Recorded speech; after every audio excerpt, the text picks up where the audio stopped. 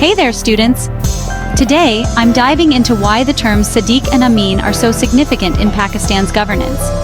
In the Islamic Republic of Pakistan, these words aren't just ceremonial, they hold real, impactful meaning. Sadiq means truthful, and Ameen means trustworthy. These traits are crucial for anyone holding public office in Pakistan. First up, the oath of office. Ministers, members of parliament, and civil servants all swear to be Sadiq and Ameen. This promise sets the tone for their duties. Next, let's talk about job candidates. When applying for government jobs, candidates must sign a declaration stating they are Sadiq and Ameen.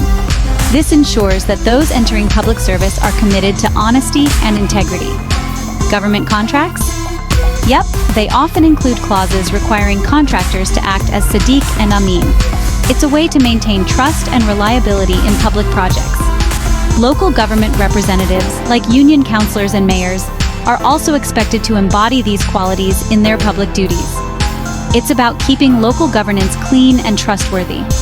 Judges in Pakistan take an oath to be Sadiq and Ameen as well. This highlights the importance of honesty and trustworthiness in the judiciary. Even the military personnel swear to be Sadiq and Ameen in their service to the country. This ensures the defense forces are led by individuals with integrity. All these examples show how deeply embedded the concepts of Sadiq and Ameen are in Pakistan's public life.